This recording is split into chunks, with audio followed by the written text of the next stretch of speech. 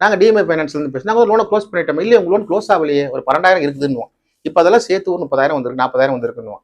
இவங்க என்ன பண்ணுவாங்க, பயந்துருவாங்க. என்னங்க எனக்கு தான் கட்டிட்டு எல்லாத்தையும் இல்லை சார், நீங்கள் கட்டும்போது நிவசி வாங்க விட்டுட்டீங்க, அங்கேருந்து பேலன்ஸ் திருப்பி வருதுன்னுவோம். திருப்பி என்ன பண்ணணும், நீங்கள் இதில் நான் செட்டில்மெண்ட் பண்ணி தரேன்னு சொல்லிட்டு அதை ஒரு 13,000 14,000 சொல்லி அதையும் கட்டி முடிச்சிருவீங்க. இந்த பாலா போன இளவெடுத்தனும் திருப்பி ஒரு 6 மாதம் கழிச்சு ஃபோன் பண்ணுவாங்க. இப்படியே ரெகுலரா இது எப்படின்னா ரொம்ப ரொம்ப கீழ்த்தனமான என்டிஎஃப்சி ஃபைனான்ஸ் பண்ற ஒரு கேவலமான வேலை. லோனு க்ளோஸ் பண்ணுன்னு சொல்லிட்டு உங்களை ஏமாத்திக்கிட்டே இருப்பாங்க. இதுல ஆக்சிஸ் பேங்க் கூட விதிவிலக்கு இல்லைங்க. நிறைய பேங்க் நான் சொல்ல வேண்டியிருக்கு, டைம் இல்லாதனால ஒரு ஆக்சிஸ் பேங்க் இருக்கு, இவனும் அந்த மாதிரி தான் பக்கா ஃப்ராட் தனம் பண்றான். இதே மாதிரி லோனு க்ளோஸ்ன்னு சொல்லிட்டு வந்து இருக்கு, திருப்பி 15,000 கட்டினாங்க. அவங்களா சொல்றாங்க, சார் கட்டிடுங்க சார், இதெல்லாம் என்னைக்குமே கடன் வளர்ந்துகிட்டே இருக்கும், 15,000 தான் சார், ஒரு ரூபாயோட குறைக்க முடியாது, 15,700 சில்லறை கட்டிடுங்க சார், கட்டிட்டா இந்த வாட்டி உங்களுக்கு கன்ஃபார்மா இன்வெஸ்ட் வந்துடும் சொல்லிட்டு அதுக்கப்புறம் கொடுத்துட்டு, அதுக்கப்புறம் இந்த ஆக்சிஸ் பேங்க் மட்டும் 2வது 3வது தடவை ஃபோன் பண்றதுல ஒரு தடவை ஃப்ராடோட நிறுத்திக்கிறாங்க. ஏன்னா நிறைய லோன் கொடுத்துருக்காங்கல்ல.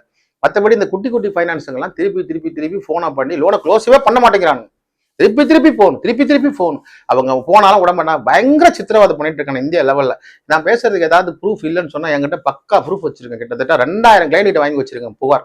ஆர்பிஐல புகார் கொடுத்து இப்பதான் ஒரு அளவுக்கு ஆர்பிஐ மானிட்டரிங் பண்ண ஆரம்பிச்சிருக்கிறாங்க. புரியுதுங்களா? அதனால லோன் ஒன்னு க்ளோஸ்ன்னு வரத அதிகாரப்பூர்வமா உங்களுக்கு மெசேஜ் வராத வரைக்கும் எந்த லோனையும் க்ளோஸ் பண்ணாதீங்க.